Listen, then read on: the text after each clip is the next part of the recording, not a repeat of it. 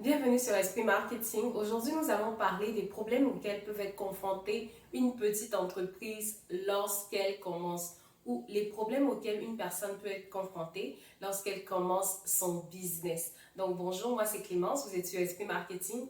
Un problème qui revient très souvent chez les entrepreneurs lorsqu'ils commencent, c'est d'avoir des ressources financières limitées. Lorsqu'on commence, c'est bien souvent parce qu'on veut changer sa vie, on veut avoir plus de revenus, mais on a souvent très peu de fonds à investir dans le projet lui-même.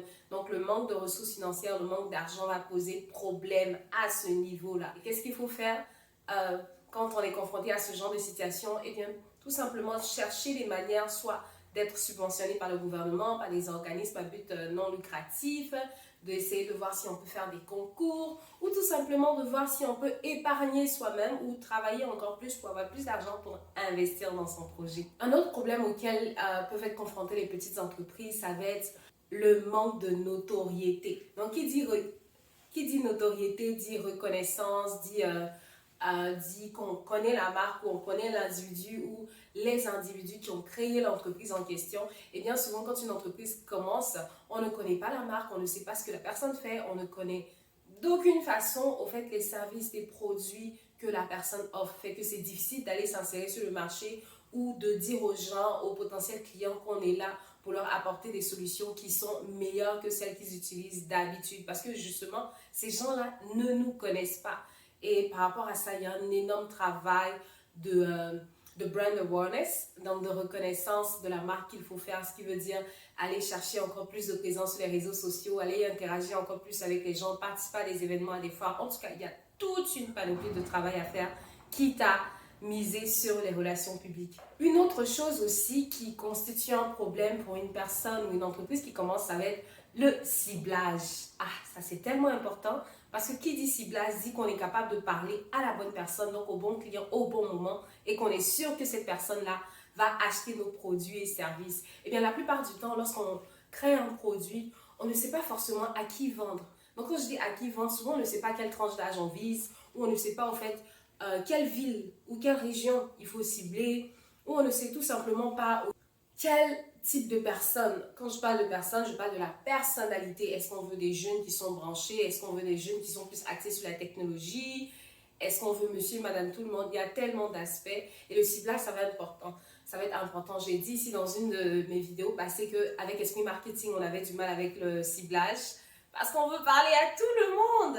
Je sais, c'est un peu contradictoire en tant que marketeuse, mais il faut vraiment s'en tenir au fait à un public cible, donc à un groupe de personnes, ou vous pouvez même définir 3 groupes de personnes à qui vous voulez parler et avec qui vous voulez interagir.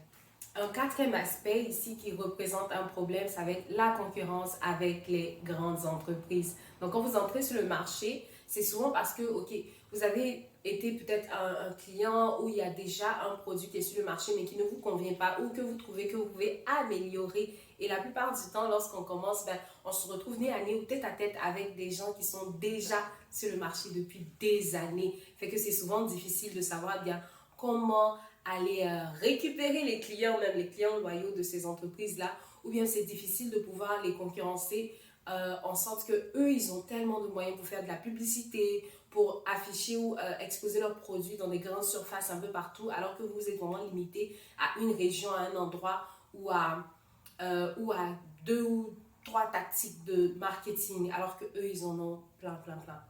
Parlant d'exposition, de marketing et de publicité, ça aussi, ça va représenter un problème pour les petites entreprises. Donc, quand on commence, on n'a pas forcément les moyens d'embaucher un spécialiste dans son équipe qui va faire le marketing et la publicité. Fait qu'on le fait soi-même ou doucement, doucement, on le fait par saison ou bien une fois par année. Et là, c'est un peu compliqué parce que nous, on est l'expert dans le produit. La personne qui commence est soit l'expert dans le produit, à développer la technologie, ou à créer ou développer les services, mais ne sait pas forcément comment les vendre, pardon. Et souvent, c'est compliqué de pouvoir parler à la bonne personne ou de pouvoir vraiment donner la valeur, rehausser le produit comme il le faut, comme on le veut. C'est pour ça qu'Esprit Marketing est là, fait que continuez à nous suivre, abonnez-vous à nos plateformes. On aura très souvent de belles astuces pour vous montrer comment vous-même réussir à parler, à faire parler de votre entreprise, faire parler de votre produit. Avant d'aller plus loin, je vais t'inviter à t'abonner, à liker la vidéo, à activer la cloche des notifications et à bien sûr partager la vidéo avec ton entourage.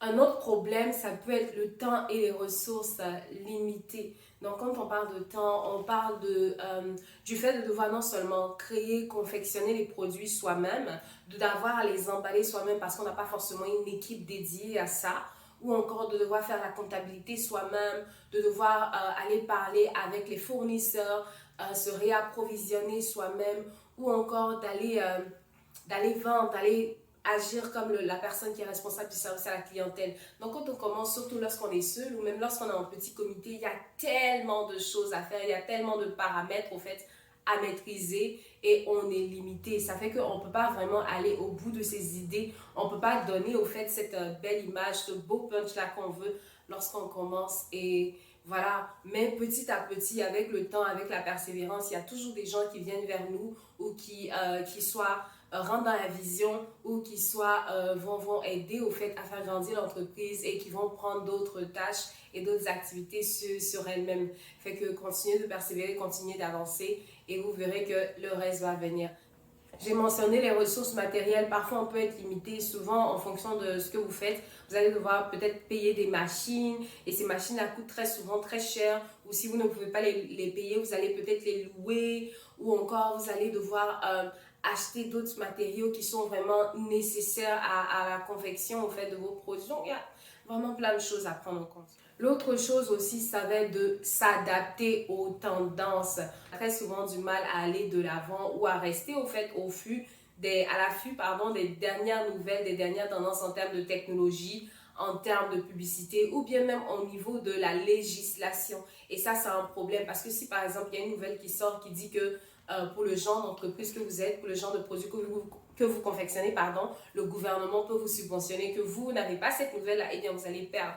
Donc c'est très difficile souvent d'être à l'affût des dernières tendances, mais c'est possible de changer la donne et d'essayer d'aller vous-même vous documenter, faire des recherches ou bien d'aller vers ces organismes-là qui auront ces informations, qui pourront les partager avec vous. Donc voilà, voici l'ensemble des problèmes auxquels sont confrontées les petites entreprises. Fait que n'hésitez pas à mettre en commentaire les problèmes que vous-même vous avez observés en tant qu'entrepreneur ou bien en tant que personne qui a vu un autre entrepreneur être confronté à ces problèmes-là. Merci d'avoir continué à regarder la vidéo. Puis on se retrouve une prochaine fois dans une autre vidéo de SP Marketing. À bientôt!